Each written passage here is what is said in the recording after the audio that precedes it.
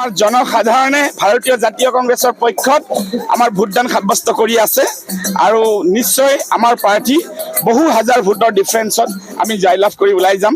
বহুত লাখৰ আমাৰ ডিফাৰেন্স থাকিব। আমি এটা ভাল ভোট লাভ কৰিবলৈ এতিয়ালৈকে সক্ষম হৈছোঁ। আবেলিলৈকে সময় আছে। সমূহ জনসাধাৰণক আমি অভিনন্দন জনাইছোঁ। জাতি ধৰ্মৰ ঊৰ্ধত, দলমতৰ ঊৰ্ধত আমি শান্তিৰে যাতে গধূলিলৈকে পাৰ কৰিব পাৰোঁ। আমি সুন্দৰকৈ, কাৰণ আমি মানুহবোৰ গধূলি ভোট শেষ হৈ যাব, আমি আকৌ ঘৰে ঘৰে একেলগে যাব লাগিব। আমি প্ৰত্যেকজন এজেণ্ট কৰ্মকৰ্তা যিমান য'ত আমি কৰ্মত নিয়োজিত আছোঁ, প্ৰত্যেকজনলৈ মই আহ্বান পাৰোঁ। আৰু এটা কথা আনন্দৰে ক'বলৈ বিচাৰিছোঁ যে আমাৰ ভাৰতীয় জাতীয় কংগ্ৰেছৰ প্ৰাৰ্থী মীৰা বৰঠাকুৰ বাইদেউ এই মুহূৰ্তলৈকে ৰাতিপুৱাৰ পৰা ভোটদানৰ সময় এই মুহূৰ্তলৈকে আমি 3 লক্ষৰ কমচে কম 3 লক্ষৰ ব্যৱধান ভোটত আগবাঢ়ি আছোঁ আৰু আপোনালোকে আশীৰ্বাদ কৰিব। ধন্যবাদ।